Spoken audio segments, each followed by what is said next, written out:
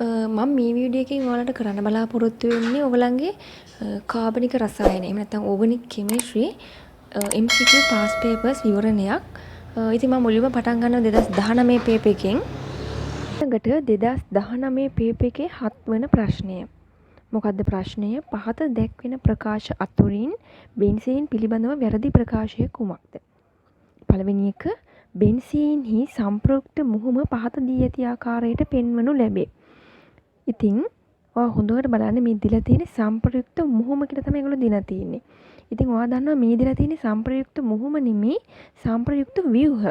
සම්ප්‍රයුක්ත ව්‍යුහයි සම්ප්‍රයුක්ත මුහුමයි අතර වෙනසක් තියෙනවා. සම්ප්‍රයුක්ත ව්‍යුහ නම් බෙන්සීන් වලට දෙකක් තියෙනවා. නමුත් සම්ප්‍රයුක්ත මුහුම නම් මෙන්න මේ ආකාරයෙන් තමයි අපිට දක්වන්න පුළුවන්. ඉතින් මෙන්න මේක තමයි ඔයාගේ සම්ප්‍රයුක්ත මුහුම. හරිද? මේ සම්ප්‍රයුක්ත ව්‍යුහ ඇසුරින් අඳින ලද සම්ප්‍රයුක්ත මුහුම තමයි මේක. හොඳට බලන්න දෙලා තියෙන වචනේ මොකක්ද කියලා. මේවා සම්ප්‍රයුක්ත ව්‍යුහ ඒ ඇසුරින් අඳින ලද තනි ව්‍යුහය තමයි සම්ප්‍රයුක්ත මුහුම කියලා කියන්නේ. ඉතින් ඒක හින්දා ඔයාගේ පළවෙනි ප්‍රකාශයම වැරදි වෙලා යනවා. එම නිසා 7 වෙනි ප්‍රශ්නයේ පිළිතුර වෙන්නේ 1. හරි. ඔයාගේ දෙවෙනි ප්‍රකාශය මොකක්ද? බෙන්සීන්හි කාබන් පරමාණු 6ම sp2 මුහුම්කරණය වී ඇත. ඉතින් ඒකත් සත්‍යයක්. ඇයි එහෙම කියන්නේ? මම මේ කාබනුයි හයිඩ්‍රජන් දිගහැරලා ඇඳපු බෙන්සීන් තමයි මේ තියෙන්නේ. ඔයා බලන්න මේකේ හැම කාබන් පරමාණුවක් වටාම බන්ධන සමානයි. හැම කාබන් පරමාණුවකට ද්විත්ව බන්ධනයකුත් තනි බන්ධන තුනකුත් තමයි තියෙන්නේ. මේ හැම එකකටම මේ විදිහයි. ඉතින් එහෙමනම් හැමෝගෙම මුහුම්කරණයත් එක හා සමාන වෙන්න ඕනේ. ඉතින් කොහොමද මුහුම්කරණය වෙන්නේ? ද්විත්ව බන්ධන සඳහා මුහුම්කරණය හදන්නේ නැහැ. තනි බන්ධන තුනක් තියෙනවා හැම කාබන් පරමාණුවක්ම වටා. තනි බන්ධන තුන සඳහා තමයි මුහුම්කරණය වෙන්නේ. ඒ කියන්නේ අපිට මුහුම් කාක්ෂික 3ක් ඕනේ. ඒම නිසා S කාක්ෂිකයකුයි P කාක්ෂික දෙකකුයි එකතු වෙලා හදනවා මුහුම් කාක්ෂික 3ක්. sp2 මුහුම්කරණය තමයි. එතකොට මේ හැම කාබන් පරමාණුවකම මුහුම්කරණය. ඉතින් ඒකින්ද අපේ දෙවෙනි ප්‍රකාශය සත්‍ය වෙනවා. තුන්වෙනි එක මොකද්ද?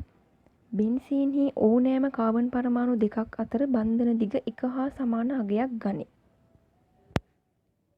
ඉතින් ඔයා දන්නවා මම මේ විදිහට දිගෑරලා මේ විදිහට බෙන්සීන් ඇන්දට මේක මෙහෙම නෙමෙයි ඇත්තටම තියෙන්නේ මෙන්න මේ විදිහට සම්ප්‍රයුක්ත මුහුමක් විදිහට නේද? ඒ කියන්නේ මේ හැම කාබන් පරමාණුවකටම එකම ඉලෙක්ට්‍රෝන ව්‍යාප්තියක් තමයි දැනෙන්නේ. මෙහෙම මම තනි බන්ධන ද්විත්ව බන්ධන මේ විදිහට දිගෑරලා ඇන්දට එහෙම නෙමෙයි තියෙන්නේ. ඒගොල්ලන්ට හැමෝටම එක හා සමානම ව්‍යාප්ත වෙච්ච ඉලෙක්ට්‍රෝන වලාවක් තමයි තියෙන්නේ. එම නිසා ඒගොල්ලෝ හැමෝගෙම බන්ධන දිගත් එක හා සමානයි. මොකද එයා සම්ප්‍රයුක්ත මුහුමක් විදිහට තියෙනකොට ව්‍යාප්තිය හැමෝටම එක හා සමානව දැනෙනවා. එම නිසා හැමෝගෙම බන්ධන දිග එක හා සමානයි. ඉතින් ඔයාගේ හතරවෙනි ප්‍රකාශය මොකද්ද?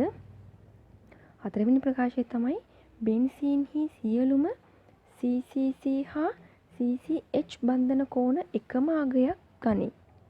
ඒ ප්‍රකාශයත් සත්‍යයි. මොකද මම කලින් කිව්වා මේගොල්ලෝ හැමෝගෙම මුහුම්කරණය sp2 ඒ කියන්නේ මේ හැම කාබන් පරමාණුවක් වටාම ජ්‍යාමිතිය තලීය ත්‍රිකෝණාකාර නේද? ඉතින් අපි දන්නවා තලීය ත්‍රිකෝණාකාර වුණාට පස්සේ ඒගොල්ලන්ගේ බන්ධන කෝණය 120ක් වෙනවා. ඉතින් මේ ඔක්කොම 120යි. ඒව වෙනස් වෙන්නේ නැහැ. තලීය ත්‍රිකෝණාකාර ජ්‍යාමිතියක් තියෙනකොට මේගොල්ලන්ගේ හැමෝගෙම බන්ධන කෝණ එක හා සමානයි. ඒක CCC උනත් CCH උනත් 120 තමයි. ඉතින් ඒකින්ද මේ ප්‍රකාශයත් අපේ සත්‍ය වෙලා යනවා. මොකද ඔයගේ අවසාන ප්‍රකාශය බෙන්සීන්හි හයිඩ්‍රජන් පරමාණු සියල්ලම එකම තලයක පිහිටයි. ඉතින් ඒකත් කලින් පොයින්ට් එකකින්ම කියන්න පුළුවන්. මම මොකද්ද කිව්වේ? හැම කාබන් පරමාණුවක් වටා මෙයාගේ ජ්‍යාමිතිය තලීය ත්‍රිකෝණාකාර. ඉතින් තලීය ත්‍රිකෝණාකාර කියලා කියන්නේ ඒක තලීයයිනේ. ඒක තියෙන්නේ මෙන්න මෙහෙමනේ. මෙන්න මේ විදිහට තමයි තියෙන්නේ. ඒක තලයේ තියෙන්නේ. ඉතින් කාබන් පරමාණු දෙකයි හයිඩ්‍රජන් පරමාණුවයි ඔක්කොම එකම තලයක තමයි තියෙන්නේ. ඉතින් ඒක හින්දා අපගේ පස්වන ප්‍රකාශයත් සත්‍යයි. ඉතින් හතරවෙනි ප්‍රශ්නෙට උත්තරය වෙන්නේ පළවෙනි එක. ඒක තමයි අපේ වැරදි ප්‍රකාශය. හරි. ඉතින් මේ ප්‍රශ්නයෙන් ඒගොල්ලෝ චෙක් කරන්නේ ඔයා දන්නවද කියලා ඔයාගේ කාබනික රසායන යටතේ තියෙන ආම්ලික කාණ්ඩ සෝඩියම් හයිඩ්‍රොක්සයිඩ් සමග ප්‍රතික්‍රියා කරන්නේ කෙසේද කියන එක දන්නවද කියලා බලන්න තමයි මේ ප්‍රශ්නේ දීලා තියෙන්නේ. ඉතින් මම ඔයාලට කලින් වීඩියෝ එකකදීත් කළා ආම්ලිකතා අණුපිළිවෙල. ඉතින් මුලින්ම මේ සංයෝගය හඳුනා ගන්න ඕනේ ඔයාගේ ආම්ලිකතාවය පෙන්නන කාණ්ඩ මොනවද කියලා. ඉතින් ඔයාලට පේනවා ඔයාගේ මේ සංයෝගයේ ෆීනෝල කාණ්ඩයක් තියෙනවා. ඉතින් මෙන්න මේක ෆීනෝල කාණ්ඩයක්නේ. OH එකක් කෙලින්ම බෙන්සීන් වලට සම්බන්ධ වෙලා. ඒකට ෆීනෝල කාණ්ඩයක් තියෙනවා. එලෙසම කාබොක්සිලික් අම්ල කාණ්ඩයක් තියෙනවා. නේද? ඒත් එක්කම මට ඇලිෆැටික ඇල්කොහොල කාණ්ඩයක් තියෙනවා. මම මේක ඇලිෆැටික් ඇල්කොහොලයක් කියලා කියන්නේ ඒක කෙලින්ම බෙන්සීන්ට සම්බන්ධ වෙලා නැහැ. ඒක නිකන් කාබන් එකකට සම්බන්ධ වෙලා තියෙන. ඉතින් මේක නිකන් සාමාන්‍ය ඇල්කොහොලයක්. ඉතින් මෙන්න මේ කාණ්ඩ තුන සෝඩියම් හයිඩ්‍රොක්සයිඩ් සමග කොහොමද ප්‍රතික්‍රියා කරන්න කියලා තමයි ඒගොල්ලෝ මේ අහන්නේ. ඉතින් මුලින්ම මම මේගොල්ලන්ගේ ආම්ලිකතා අණු පිළිවෙල ගැන කතා කරොත් මෙයාගේ අඩුම ආම්ලිකතාවයක් පෙන්වන්නේ ඇලිෆැටික ඇල්කොහොල කාණ්ඩය. ඒ කියන්නේ මෙන්න මේක තමයි අඩුම ආම්ලිකතාවයක් පෙන්වන්නේ. ඊට පස්සේ ආම්ලිකතාවයේ වැඩි ෆීනෝල වල. මෙන්න මේ ෆීනෝල කාණ්ඩයේ ආම්ලිකතාවය ඊට වඩා වැඩි. වැඩිම ආම්ලිකතාවයක් තියෙන්නේ ඔයගේ මේ COOH කාණ්ඩයේ ඒ කියන්නේ කාබොක්සිලික් අම්ල කාණ්ඩයේ තමයි වැඩිම ආම්ලිකතාවයක් තියෙන්නේ. ඉතින් මෙන්න මේ කාණ්ඩ තුන සෝඩියම් හයිඩ්‍රොක්සයිඩ් සමග ප්‍රතික්‍රියා කරන්නේ කෙසේද කියලා තමයි මේගොල්ලෝ මේ අහන්නේ. ඉතින් ඔයා ඒක විතරක් නෙමෙයි සෝඩියම් සමග සහ සෝඩියම් කාබනේට් සමග මේගොල්ලන්ගේ ප්‍රතික්‍රියාවක් දැනගෙන ඉන්න ඕනේ. මම ඒක මෙතන කියන්නේ නැහැ. මට අවශ්‍ය සෝඩියම් හයිඩ්‍රොක්සයිඩ් සමග ප්‍රතික්‍රියාව විතරයි. ඉතින් මම කියන්නේ ඇලිෆැටික ඇල්කොහොල සෝඩියම් හයිඩ්‍රොක්සයිඩ් සමග ප්‍රතික්‍රියා කරන්න තරම් ආම්ලික නැහැ. හරිද? ඒ කියන්නේ එයා සෝඩියම් හයිඩ්‍රොක්සයිඩ් සමග ප්‍රතික්‍රියා කරන්නේ නැත. එතකොට මම ෆීනෝල ගත්තොත් එයා සෝඩියම් හයිඩ්‍රොක්සයිඩ් සමග ප්‍රතික්‍රියා කරනවා.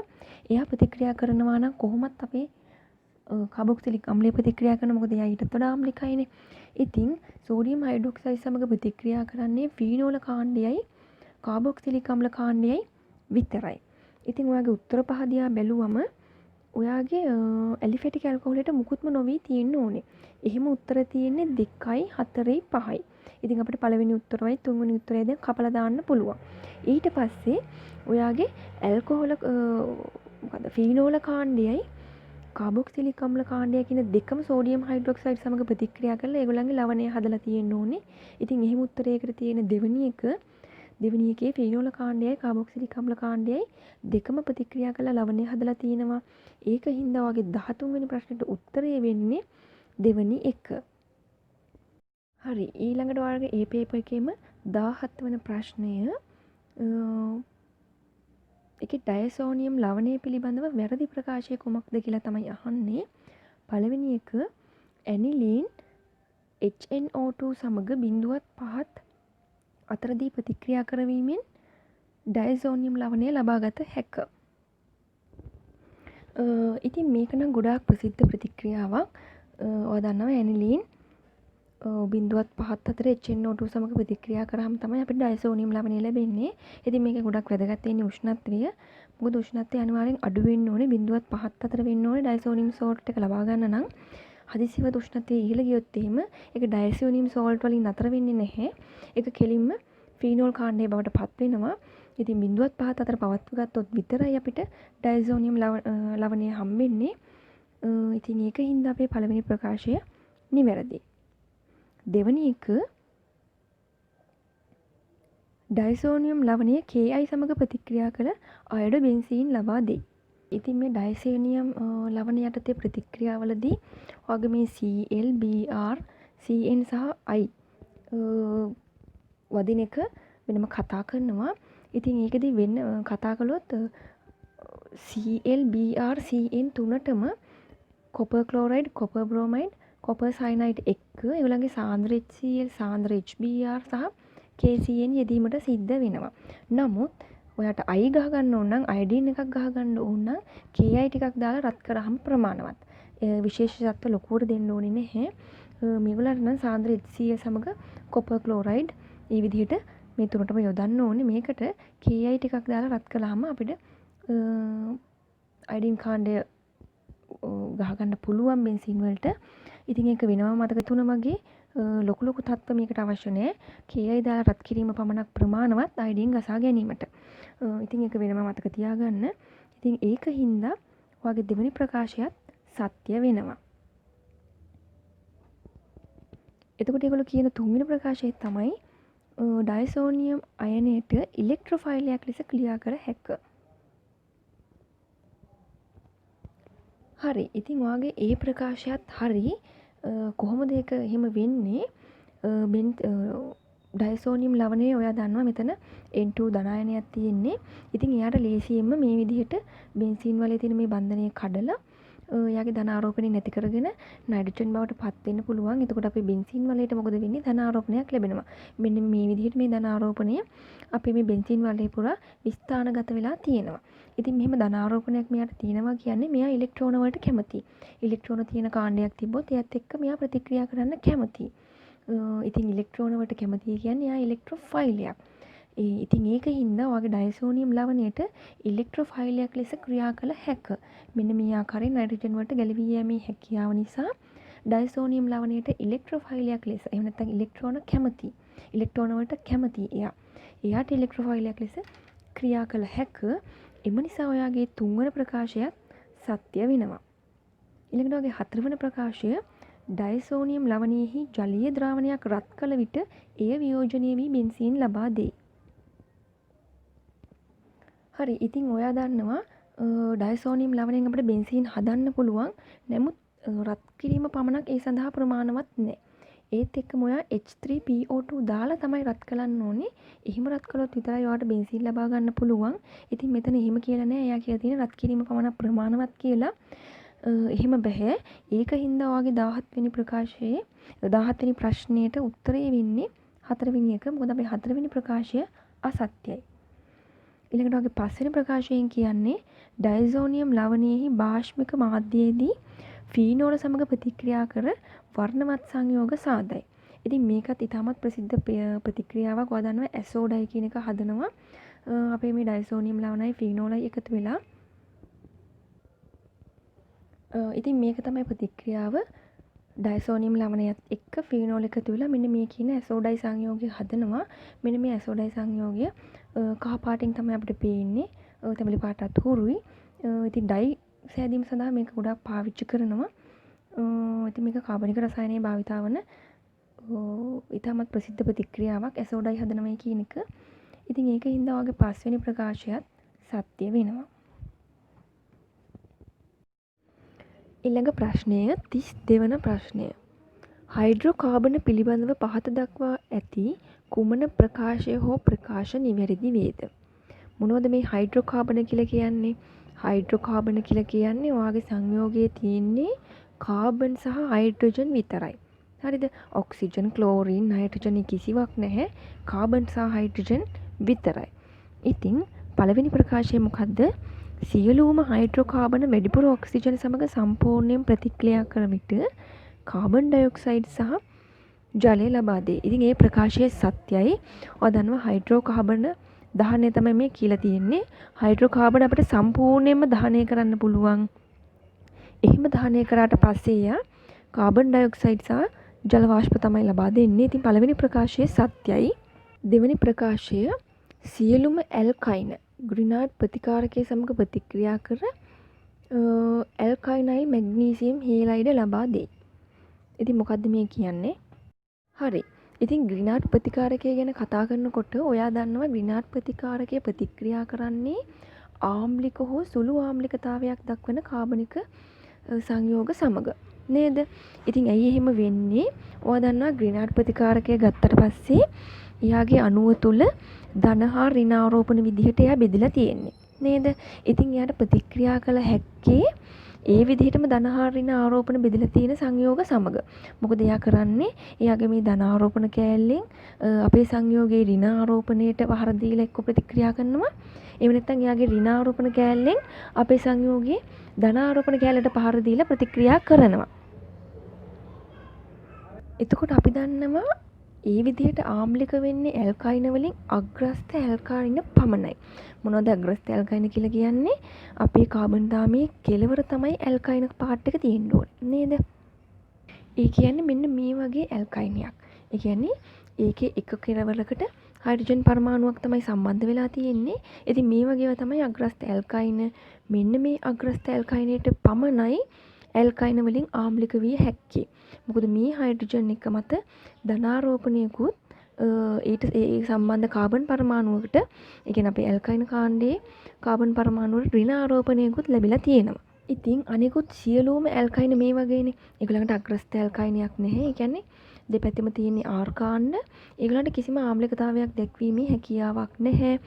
ඉතින් අපේ අග්‍රස්ත ඇල්කයිනයක් තියෙනකොට ඒගොල්ලන්ට ආම්ලිකතාවයක් දැක්විය හැකි ධන ඍණ ලෙස විභේදනය වෙන්න පුළුවන්. ඉතින් අපේ ග්‍රීන්හාර්ට් ප්‍රතිකාරයකට මේ ලෙස ප්‍රතික්‍රියා කරන්න පුළුවන්.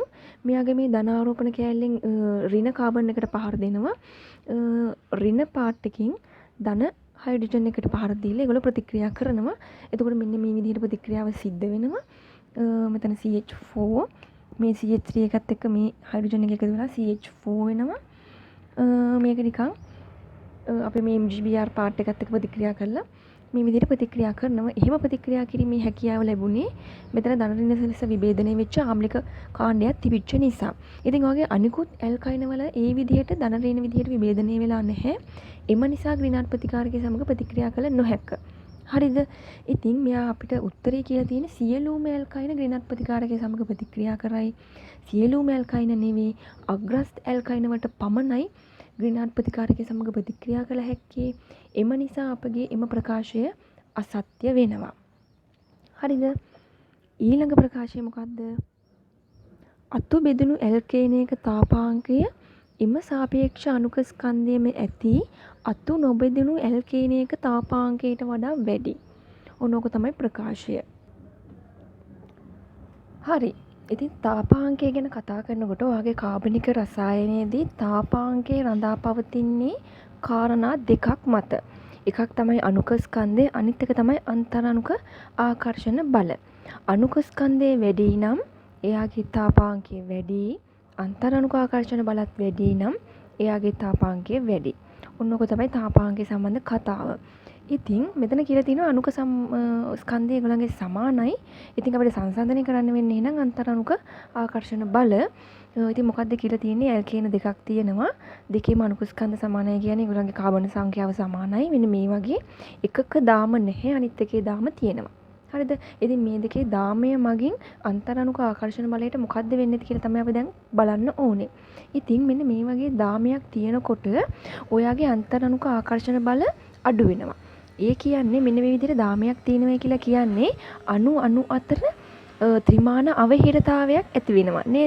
ඒවා අතර තියෙන ආකර්ෂණ බල අඩු වෙනවා. ආකර්ෂණ බලවල ප්‍රබලතාවය අඩු වෙනවා. නමුත් මේකේ මේ වගේ ශාඛා නැති කෙලින් දාමයක් ගත්තොත් ඒවයේ කිසිම ත්‍රිමාන අවහිරතාවයක් නැහැ. ඒගොල්ලන්ට හොඳට පැක් වෙන්න පුළුවන්.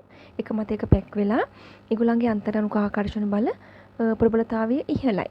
ඉතින් මොකද වෙන්නේ? මෙයාගේ අන්තර් ආකර්ෂණ බල ප්‍රබලතාවය මෙයාට වඩා වැඩි. එම නිසා අතු බෙදුණු නැති, ඒ කියන්නේ ශාඛාදාම නැති එකේ තාපාංකය ඉහළයි. නේද? ඉතින් අපි ප්‍රශ්නේ කියලා තියෙන්නේ මොකද්ද? අතු බෙදුණු ඇල්කේනයක තාපාංකය එම සාපේක්ෂ අණුක ස්කන්ධයේම ඇති අතු නොබෙදුණු ඇල්කේනයක තාපාංකයකට වඩා වැඩි. ඉතින් මේ ප්‍රකාශය වැරදි බව ඔයාලට තේරෙන්න ඕනේ. ඒකේ අනිත් පැත්ත තමයි ඒගොල්ලෝ කියලා තියෙන්නේ. ඉතින් ඒකින්ද ඔයාගේ ප්‍රකාශය අසත්‍යයි. හරිද? ඊට පස්සේ D ප්‍රකාශයෙන් කියන්නේ කිසිදු හයිඩ්‍රෝකාබනයක් ජලීය සෝඩියම් හයිඩ්‍රොක්සයිඩ් සමග ප්‍රතික්‍රියා නොකරයි. ඔක තමයි ඔයාගේ D. හරි. ඉතින් ඔයාගේ ප්‍රශ්නේ හයිඩ්‍රෝකාබන සම්බන්ධ ප්‍රශ්නයක්. ඉතින් හයිඩ්‍රෝකාබන කියන්නේ කාබන් සහ හයිඩ්‍රජන් පමණයි තියෙන්නේ නේද? ඉතින් කාබන් සහ හයිඩ්‍රජන් පමණක් තියෙනවා නම් ඔයාගේ සිලබස් එකේ තියෙන ඒවායින් ඇල්කීන සහ ඇල්කයින විතරයි කාබන් සහ හයිඩ්‍රජන් පමණක් අඩංගු කාබනික සංයෝග වෙන්නේ. ඉතින් මේ තුන සෝඩියම් හයිඩ්‍රොක්සයිඩ් සමග ප්‍රතික්‍රියා කරනවාද කියලා විතරයි ඔයා දැනගන්න ඕනේ. මොකද අනිත් හැම එකටම ඔක්සිජන් හරි නයිට්‍රජන් හරි ක්ලෝරින් හරි ඔය විදිහට මොකක් හරි එකක් තියෙනවා. කාබන් සහ හයිඩ්‍රජන් විතරක් තියෙන්නේ ඇල්කේනයි ඇල්කයිනයි. හරිද? ඉතින් ඔන්න ඔය තුන සෝඩියම් හයිඩ්‍රොක්සයිඩ් සමග ප්‍රතික්‍රියා කරනවාද කියලා තමයි මේගොල්ලෝ අහන්නේ. ඉතින් අපි මම කලිනුත් ඔයාලට කිව්වා ජලීය සෝඩියම් හයිඩ්‍රොක්සයිඩ් සමග ප්‍රතික්‍රියා කරනවා නම් එයාගේ ආම්ලික වෙන්න ඕනේ. ඉතින් අර ආම්ලිකතා අණුපිළිවෙල අනුව තමයි ඔයාගේ සංයෝගය සෝඩියම් හයිඩ්‍රොක්සයිඩ් සමග ප්‍රතික්‍රියා කරන්නේ. ඉතින් මම කලින් ප්‍රශ්නයකදත් කිව්වා සෝඩියම් හයිඩ්‍රොක්සයිඩ් සමග ROH. එහෙම නැත්නම් ඔයාගේ ඇලිෆැටික් ඇල්කොහොල ප්‍රතික්‍රියා කරන්නේ නැහැ. ෆීනෝලයි කාබොක්සිලික් අම්ලයි නම් ප්‍රතික්‍රියා කරනවා. ඉතින් මේක තමයි අණුපිළිවෙල. ඒ කියන්නේ වගේ ආම්ලිකතා අණුපිළිවෙල ගත්තොත් මේක ඉතින් මොකක්ද අග්‍රස්තැල්කයින කොහොමත් ප්‍රතික්‍රියා කරන්නේ නැහැ සෝඩියම් හයිඩ්‍රොක්සයිඩ් සමග. මෙයා ප්‍රතික්‍රියා කරන්නේ නැත්නම් අග්‍රස්තැල්කයින කොහොමත් ප්‍රතික්‍රියා කරන්නේ නැහැ. ඇල්කේන, ඇල්කීන, ඇල්කයින වලින් පොඩ්ඩක් හරි ආම්ලිකතාවයක් පෙන්වන්නේ මෙන්න මේ කියන ඇල්කයිනය අග්‍රස්තැල්කයිනයක් තියෙනවා නම් ආම්ලිකයි. ඉතින් එයත් සෝඩියම් හයිඩ්‍රොක්සයිඩ් සමග ප්‍රතික්‍රියා කරන්නේ නැත්නම් ඇල්කීනයි ඇල්කේනයි කොහොමත් ප්‍රතික්‍රියා කරන්නේ නැහැ. ඉතින් ඒකින්ද ඔයාගේ ප්‍රකාශය සත්‍ය වෙනවා. එයා කියන්නේ කිසිදු හයිඩ්‍රෝකාබනයක් සෝඩියම් හයිඩ්‍රොක්සයිඩ් සමග ප්‍රතික්‍රියා නොකරයි. ඔව් ඇල්කයින කරන්නෙත් නැහැ, ඇල්කේන කරන්නෙත් නැහැ. ඇල්කීන කරන්නෙත් නැහැ. ඉතින් ප්‍රශ්නයක් නැහැ. කිසිම කෙනෙක් සෝඩියම් හයිඩ්‍රොක්සයිඩ් සමග ප්‍රතික්‍රියා කරන්නේ නැහැ. එම නිසා ඔයාගේ D කියන ප්‍රකාශය සත්‍ය වෙනවා. ඒ අනුව ඔයාගේ A සහ D කියන එක තමයි සත්‍ය වෙන්නේ. ඉතින් පිළිතුර වෙන්නේ 4. ඊළඟ ප්‍රශ්නය 35 වන ප්‍රශ්නය. පහත දැක්වන ඒවායින් නියුක්ලියෝෆිලික ආදේශ ප්‍රතික්‍රියාවක් හෝ ප්‍රතික්‍රියා වන්නේ කුමක්ද? කුමන ඒවාද? හරි. ඉතින් මේ ආදේශ ප්‍රතික්‍රියාවක් නෙමෙයි අහන්නේ. ආදේශ ප්‍රතික්‍රියාවක් කියනකොට මට පළවෙනි උත්තරේ කපලා දාන්න පුළුවන්. ඇයි ඒ? මොකද දිත්ත බන්ධනයක් කඩලා යම්කිසි ප්‍රතික්‍රියාවක් සිද්ධ වෙනවා නම් ඒක ආදේශ ප්‍රතික්‍රියාවක් නෙමෙයි ඒක ආකලන ප්‍රතික්‍රියාවක්. ඉතින් පළවෙනි උත්තරේ දිත්ත බන්ධනයක් කඩලා තමයි වෙන්නේ. දිත්ත බන්ධනය කියන්නේ ඩබල් බොන්ඩ් ඔක්සිජන් එකක් ඒකේ තියෙනවා. ඒක කඩලා තමයි HCN වදින්නේ. එහෙනම් ඒක ආකලන ප්‍රතික්‍රියාවක්. හරිද? ඒක ආදේශ ප්‍රතික්‍රියාවක් වෙන්න බෑ. ඒක ආකලන ප්‍රතික්‍රියාවක්. ඒකෙන්ද ඔයගේ පළවෙනි උත්තරේ කෙලින්ම කපලා දාන්න පුළුවන්. හරිද? ඊට පස්සේ ඔයගේ හතරවෙනි උත්තරෙත් මට කපලා දාන්න පුළුවන්. ඒ කියන්නේ D කියන ප්‍රකාශනය. මොකද ඒක ඔයගොල්ලෝ දැක්ක ගමන් දන්නවා. ඒක මුක්ත ගණ්ඩක ආදේශ ප්‍රතික්‍රියාවක් නැතුව නියුක්ලියෝෆිලික ආදේශ ප්‍රතික්‍රියාවක් නෙමෙයි. ඉතින් මුක්ත ගණ්ඩක ආදේශ ප්‍රතික්‍රියාවක් හින්දා ඒ උත්තරෙත් මට කපලා දාන්න පුළුවන්. ඊට මට විශ්ලේෂණය කරන්න තියෙන්නේ B හා C විතරයි. හරිද? ඉතින් ඉතුරු ප්‍රතික්‍රියා දෙකම බැලුවම අපිට පේනවා මේ දෙක ආදේශ ප්‍රතික්‍රියා. මොකද පිටින් එන කාණ්ඩයක් අපේ සංයෝගයේ තියෙන කැලලක් අයින් කරලා ඒ වෙනුවට ආදේශ වෙනවා. ඒ වෙනුවට ආදේශ වෙන එකක් තමයි ආදේශ ප්‍රතික්‍රියාවක් කියලා කියන්නේ. ඉතින් B හා C දෙකේම වෙලා තියෙන්නේ ආදේශ ප්‍රතික්‍රියාවක්. B වල නම් OH වෙනුවට Cl එකක් ඇවිල්ලා වැදිලා තියෙනවා. C එකේදී Cl වෙනුවට OH එකක් ඇවිල්ලා වැදිලා තිනවා. ආදේශ වීමක් තමයි සිද්ධ වෙලා තියෙන්නේ. ඉතින් අපි බලමු මේ දෙක නියුක්ලියෝෆිලික ආදේශ ප්‍රතික්‍රියාද කියලා. කොහොමද ඒක බලන්නේ? මොකද්ද මේ නියුක්ලියෝෆිලික කියලා කියන්නේ? එයා කැමති න්‍යෂ්ටි වලට. එහෙම නැත්නම් ධන ආරෝපණ වලට. එයා ධන ආරෝපණ තියෙන තැන් වලට පහර දෙන්න තමයි කැමති. හරිද? ඒක තමයි නියුක්ලියෝෆිලික කියන එකේ තේරුම. ඉතින් එයා ධන ආරෝපණයකට පහර දෙන්න නම් එයා ඍණ ආරෝපිත වෙන්න ඕනේ. එයා ඍණ ආරෝපිත වුණොත් තමයි එයා ධන ආරෝපණයකට කැමති වෙන්නේ. නේද? ඒ කියන්නේ අපේ සංයෝග කාණ්ඩය, වදින සංයෝග කාණ්ඩය ඍණ ආරෝපිත වෙන්න ඕනේ නියුක්ලියෝෆිලික ආදේශ ප්‍රතික්‍රියාවක නිරත වෙන්න නම්. හරිද? ඉතින් අපි බලමු අපේ වදින කෑලි ඍණාරෝපිතද කියලා. හරි. ඉතින් ඔයාලට සංයෝගයේ දිහා බැලුවම පේනවා OH කියන්නේ ඍණාරෝපිතයි. එතකොට අපේ කාබන් පරමාණුව ධනාරෝපිත බවට පත් වෙනවා. හරිද? පළවෙනි දෙවෙනි උත්තරයට අනුව මේ විදිහට තමයි විභේදනය වෙන්නේ. ඉතින් යා න්‍යෂ්ටි වලටන කැමති. ඒ කියන්නේ ධනාරෝපණ වලට තමයි කැමති. ඉතින් PCl3 වල Cl කියන්නේ ඍණාරෝපිත එකක්. එන්නේ මේ ඍණාරෝපිත එක එන්න ඒ ඍණ ආරෝපිත එක මෙන්න මේ න්‍යෂ්ටියට පහර දීම තමයි වෙන්නේ. එහෙම නැත්නම් ධන ආරෝපණයට පහර දීම තමයි වෙන්නේ. එතකොට මේක අයින් වෙලා මෙතන Cl එකක් එනවා. නේද? ඔකනේ ප්‍රතික්‍රියාව ඒ කියන්නේ නියුක්ලියෝෆිලික ආදේශ. දැන් ආදේශ කියන එක අපි කොහොමද දන්නවා? මේක නියුක්ලියෝෆිලික කියන්නේ මෙයා න්‍යෂ්ටියට තමයි කැමති. ධන ආරෝපණයට තමයි කැමති. ධන ආරෝපණයට පහර දෙන්න නම් එයා ඍණ ආරෝපිත වෙන්න ඕනේ. ඒ විදිහට තමයි අපි මේක නියුක්ලියෝෆිලික බව තහවුරු කරගත්තේ. දැන් ඊළඟ ප්‍රතික්‍රියාව සැලකුවොත් මෙතනත් කාබන් පරමාණුව ධනාරෝපිතයි, Cl ඍණාරෝපිතයි, OH එකනේ වදින්නේ. ඉතින් අපි දන්නවා OH එක ඍණාරෝපිතයි කොහොමත් ඒ ඍණාරෝපිත එක න්‍යෂ්ටියට කැමති, ධනාරෝපණ වලට කැමති. ඒකින්ද මෙතනට පහර දෙනවා. මේක අයින් කරලා එයා OH එක වදිනවා. ඕකනේ ප්‍රතික්‍රියාව නේද? ඉතින් නියුක්ලියෝෆිලික කියලා හොයාගන්න ලේසිම විදිහ තමයි එයා න්‍යෂ්ටි වලට කැමති. එහෙම නැත්නම් ධනාරෝපණ වලට තමයි එයා කැමති. එයා එහෙනම් ඍණාරෝපිත වෙන්න ඕනේ. එයා ඍණාරෝපිත නම් තමයි න්‍යෂ්ටියකට එහෙම නැත්නම් ධනාරෝපණයකට පහර දෙන්න පුළුවන්. ඉතින් මේ කරුණන් හින්දා අපිට දෙවනි උත්තරේ තුන්වෙනි උත්තරේ නියුක්ලියෝෆිලික ආදේශ බව තහවුරු වුණා නේද? එහෙනම් අපේ උත්තරේ B සහ C. B සහ C කියලා කියන්නේ වගේ උත්තරේ 2. ඊළඟ ප්‍රශ්නය 40 වෙනි එක. ඒ සංයෝගයේ සම්බන්ධයෙන් පහත දැක්වෙන කුමන ප්‍රකාශ නිවැරදි වේද? පළවෙනි එක ඒ ජ්‍යාමිතික සමාවිකතාවය පෙන්වයි. හරිද? ඉතින් මුලින්ම දැනගන්න ඕනේ ජ්‍යාමිතික සමාවිකතාවය පෙන්වන්නේ මොන වගේ සංයෝගද කියලා. ජ්‍යාමිතික සමාවිකතාවය පෙන්වීමේදී අනිවාර්යයෙන්ම ද්විත්ව බන්ධනයක් තියෙන්න ඕනේ. අනිවාර්යම කාරණේ තමයි ද්විත්ව බන්ධනයක් තියෙන්න ඕනේ. ඊට පස්සේ වඩ ජ්‍යාමිතික සමාවිකතාවය පෙන්විය හැකි ආකාර තුනක් තියෙනවා. සිස්, ට්‍රාන්ස්, ඊසෙඩ්. හරිද? ඔන්න ඔය තුන තමයි ජ්‍යාමිතික සමාවිකතාවයේ වර්ග 3. එතකොට සිස් කියන එකේ තේරුම තමයි අනිවාර්යයෙන්ම ඔයාගේ ද්විත්ව බන්ධනයේ තියෙන කාබන් පරමාණු දෙකට සමාන කාණ්ඩ දෙකක් සම්බන්ධ වෙලා තියෙන්න ඕනේ. ඒ සමාන කාණ්ඩ දෙක එකම පැත්තක පිහිටන්නත් ඕනේ. හරිද? ඕක තමයි අවශ්‍යතාවය. මේ අනිත් ඒවා මොනවා වුණත් ප්‍රමන්නේ නැහැ. ඒක සමාන වුණත් කමක් නැහැ, අසමාන වුණත් කමක් නැහැ. අවශ්‍යතාවය තමයි සමාන කාණ්ඩ දෙකක් කාබන් පරමාණු දෙකට සම්බන්ධ වෙලා තියෙන්න ඕනේ. ඒ දෙක එකම පැත්තක තියෙන්නත් ඕනේ. ඕක තමයි සිස් කියලා කියන්නේ. ඉතින් ට්‍රාන්ස් කියන්නේ ඒ විදිහටම සමාන කාණ්ඩ දෙකක් කාබන් පරමාණු දෙකට සම්බන්ධ වෙලා තියෙන්න ඕනේ. ඒ දෙක දෙපැත්තේ තියෙන්න ඕනේ. අනිත් ඒවාට මොනවා වුණත් කිසිම ප්‍රශ්නයක් නැහැ.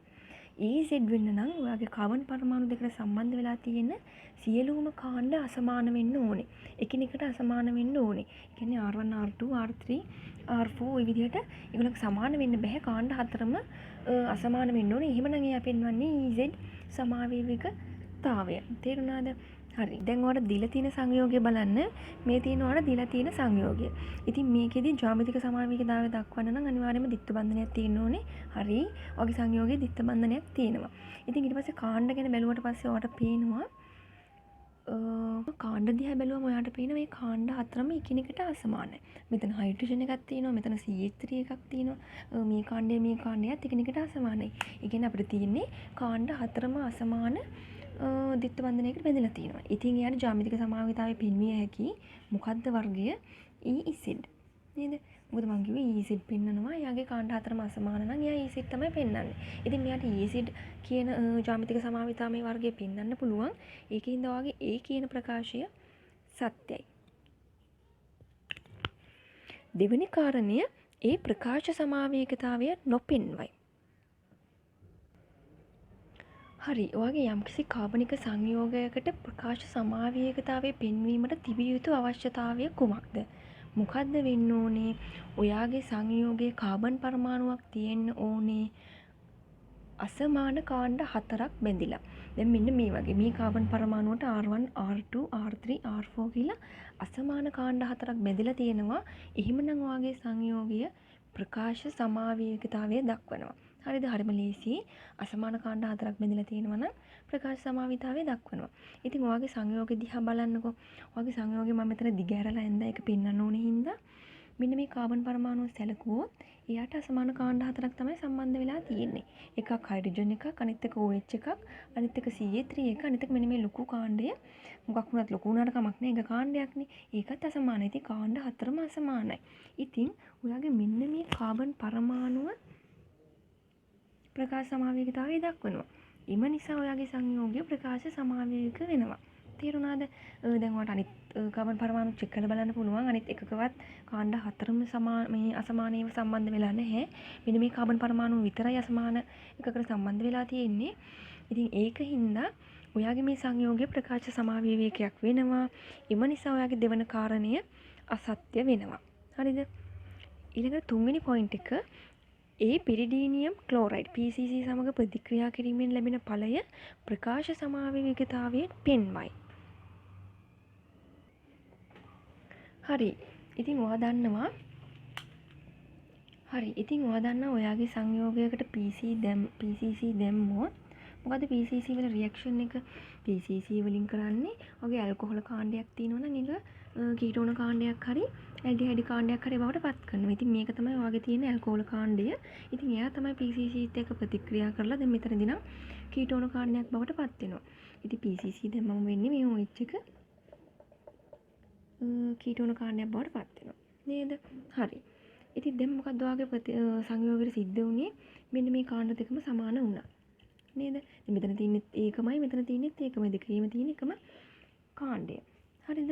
ඉතින් දැන් මේක ඒගොල්ලෝ කියන්නේ ප්‍රකාශ සමාවේගීතාවය පෙන්වයි කියලා. මොකද්ද ප්‍රකාශ සමාවේගීතාවයකට මම කිව්වේ? කාණ්ඩ හතරක් සම්බන්ධ වෙලා තියෙන කාබන් එකත් ඒකට අසමාන කාණ්ඩ හතරක් සම්බන්ධ වෙලා තියෙන කාබන් පරමාණුවක් තියෙන්න ඕනේ. ඉතින් දැන් මේකේ එහෙම එකක් තියෙනවද නැහැ. අපිට ඉස්සර තිබ්බේ මෙතන තිබ්බ කාබන් පරමාණුව විතරයි. ඒකත් දැන් නැති වුණා. ඉතින් අපේ ප්‍රකාශ සමාවේගීතාවය දැන් පෙන්වන්න කාබන් පරමාණුවක් නැති වුණා. ඉතින් අපේ සංයෝගයේම දැන් ප්‍රකාශ සමාවේගීතාවය පෙන්වන්නේ නැහැ. ඉතින් ඒකින්ද ඔයාගේ C කියන ප්‍රකාශයත් අසත්‍යයි. මොකද එයා කියන්නේ ප්‍රකාශ සමාවේගීතාවය පෙන්වනවා කියලා. දැන් මේක ප්‍රකාශ සමාවේගීතාවය පෙන්වන්න අසමාන කාණ්ඩ හතරක් සම්බන්ධ වෙච්ච කාබන් පරමාණුවක් නැහැ. එම නිසා ඔයාගේ C කියන ප්‍රකාශය අසත්‍යයි. ඊට පස්සේ D ඒ පිරිඩීනියම් ක්‍රෝමේට් සමග ප්‍රතික්‍රියා කිරීමෙන් ලැබෙන ඵලය ජ්‍යාමිතික සමාවීතාවයෙන් නොපෙන්වයි. හරිද? ඉතින් PCC දැම්මට පස්සේ මේක තමයි අපේ සංයෝගය. හරිද? දැන් මේක මේ කාණ්ඩ දෙකම සමානයි. හරිද? ඉතින් කාණ්ඩ දෙකක් සමාන වුණාට පස්සේ අපිට කොහොම cis EZ ගැන කතා කරන්න බෑ. එක්ක cis හරි trans හරිනේ. හැබැයි මේක ඔයා බලන්න ඔයාගේ මේ සමාන කාණ්ඩ දෙකම සම්බන්ධ වෙලා තියෙන්නේ එකම කාබන් පරමාණුවකට. මම කිව්වේ එහෙමද නැහැ. අනිවාර්යෙන් කාබන් දෙකට තමයි ඔයාගේ සමාන කාණ්ඩේ සම්බන්ධ වෙන්න ඕනේ. ඒ දෙක උඩ යට මාරු වීම මත තමයි සිස් ට්‍රාන්ස් විදියට වෙනස් වෙන්නේ. එකම කාබන් පරමාණුවට සමාන කාණ්ඩේ සම්බන්ධ වුණාම ජ්‍යාමිතික සමාවීතාවය පෙන්වන්න බෑ. ඉතින් ඒක හින්දා ඔයාගේ හතරවෙනි ප්‍රකාශයේ සත්‍යයි. එකම කාබන් පරමාණුවට සමාන කාණ්ඩ දෙක සම්බන්ධ වෙලා තියෙන හින්දා එයාට ජ්‍යාමිතික සමාවීතාවය පෙන්විය නොහැක. ඒක හින්දා ඔයාගේ D කියන ප්‍රකාශයත් සත්‍යයි. ඉතින් උත්තරේ වෙන්නේ A සහ D. A සහ D තමයි අපේ සත්‍ය උනේ. ඉතින් ඒක හින්දා ඔයාගේ උත්තරේ වෙන්නේ 4.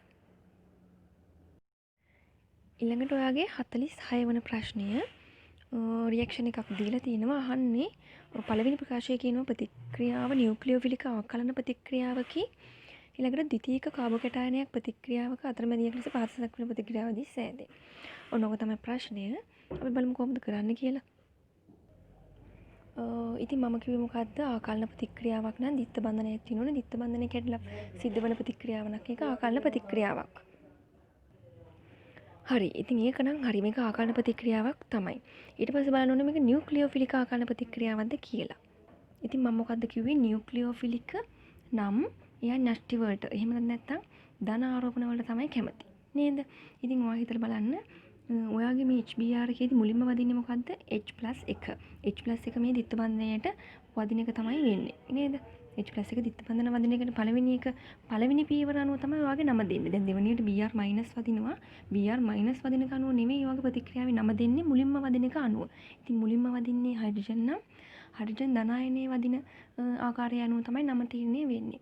ඉතින් මෙයා වදින්නේ මේ දිත්ත බන්ධනය. දිත්ත බන්ධනය කියන්නේ ඉලෙක්ට්‍රෝන.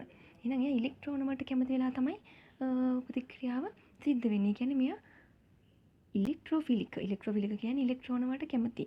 ඉලෙක්ට්‍රෝෆිලික ආකලන ප්‍රතික්‍රියාවක් තමයි සිද්ධ වෙන්නේ. නැතුව නියුක්ලියෝෆිලික ආකලන ප්‍රතික්‍රියාවක් නොවේ. ඉලෙක්ට්‍රෝෆිලික ආකලන ප්‍රතික්‍රියාවක් කියන්නේ ඉලෙක්ට්‍රෝන වලට කැමති. එහෙනම් එයා ධන ආරෝපිත වෙන්න ඕනේ. ඉතින් ওই විදිහට තමයි නම තීරණය වෙන්නේ. නමුත් ඔයාලා දීලා තියෙන්නේ නියුක්ලියෝෆිලික ආකලන ප්‍රතික්‍රියාවක්. එම නිසා ඔයාගේ පළමු ප්‍රකාශය අසත්‍යයි. හරිද? පළමු ප්‍රකාශය අසත්‍යයි. හරිද? ඊළඟට එයා බලලා තියෙන්නේ කාබෝකැටායනයක් ගැන තමයි ඔයාලට කියලා තියෙන්නේ. ඉතින් කාබෝකැටායනය කොතනද හැදෙන්නේ කියලා බලන්න කලින් අපි හයිඩ්‍රජන් වදින්නේ කොහොමද කියලා බලන්න ඕනේ. හරිද? ඉතින් මාකෝනිකොෆ් නීතිය දාන්න වෙනවා හයිඩ්‍රජන් වදින්නේ කොහොමද කියලා බලාගන්න. මාකෝනිකොෆ් නීතියට අනුව හයිඩ්‍රජන් වදින්නේ හයිඩ්‍රජන් වැඩි තැනට. ඕකනේ නීතිය. ඒ කියන්නේ මේ CH තියෙනවා මෙතන CH2 තියෙනවා. ওই දෙකෙන් එකකටනේ දැන් අපේ හයිඩ්‍රජන් වදින්නේ. හයිඩ්‍රජන් වදින්නේ හයිඩ්‍රජන් වැඩි තැනට. මෙතන හයිඩ්‍රජන් පරමාණු 1යි මෙතන හයිඩ්‍රජන් පරමාණු 2යි. හයිඩ්‍රජන් වදින්නේ හයිඩ්‍රජන් වැඩි තැනට නම් ඔයාගේ හයිඩ්‍රජන් එක වදින්නේ මෙතනට. හරිද? ඔයාගේ හයිඩ්‍රජන් එක වදින්නේ මෙන්න මේ කියන කාබන් පරමාණුවට. එතකොට මෙතනට තමයි මෙන්න මේ හයිඩ්‍රජන් එක වදින්නේ. මෙතෙන්ට මේ හයිඩ්‍රජන් පරමාණු වැදුනා නම් ඉතුරු එකට තමයි ධන ආරෝපණය එන්න ඕනේ. මොකද මෙයාගේ දැන් බන්ධනයක් අඩු වෙන හින්දා මෙයාට තමයි ධන ආරෝපණය ආවේ. ඉතින් ධන ආරෝපණය මෙතනට ආවම මම මේ හයිඩ්‍රජන් එක මෙතනට දාලා ඇන්දොත් මේක මොන වගේ කාබෝකැටායනයක්ද? ද්විතීයික කාබෝකැටායනයක්. කොහොමද බලන්නේ? ධන ආරෝපණයේ තියෙන කාබන් පරමාණුවට කාබන් පරමාණු දෙකක් සම්බන්ධ වෙලා එහෙනම් එයා ද්විතීයික කාබෝකැටායනයක්. මේ හයිඩ්‍රජන් දාලා නැහැනේ. කාබන් සංඛ්‍යාව මත තමයි කාබෝකෙටානේ තීරණය වෙන්නේ. ඉතින් කාබන් පරමාණු දෙකක් සම්බන්ධ වෙලා තියෙන හින්දා ද්විතීයික කාබෝකෙටානයක් හරහා තමයි මේ ප්‍රතික්‍රියාව සිද්ධ වෙන්නේ. ඉතින් එම නිසා ඔයාගේ දෙවන ප්‍රකාශය සත්‍යයි. මොකද එයා කියලා තින්නේ ද්විතීයික කාබෝකෙටානයක් කියලා. ඉතින් මම කොහොමද මේක තීරණය කරේ? මාකෝනිකොෆ් නීතිය දාලා හයිඩ්‍රජන් වදින්නේ කොහෙද කියලා බලනවා. හයිඩ්‍රජන් වදින්නේ නැති එක තමයි කාබෝකෙටානේ හදන්නේ. ඉතින් එහෙම බැලුවට පස්සේ අපිට තේරෙනවා ද්විතීයික කාබෝකෙටානයක් තමයි මෙයා හදන්නේ. ඉතින් ප්‍රශ්නයක් නෑ. අපේ දෙවෙනි ප්‍රකාශය සත්‍යයි. එතකොට 46 පළවෙනි එක අසත්‍යයි, දෙවෙනි එක සත්‍යයි. කියන්නේ උත්තරේ 4.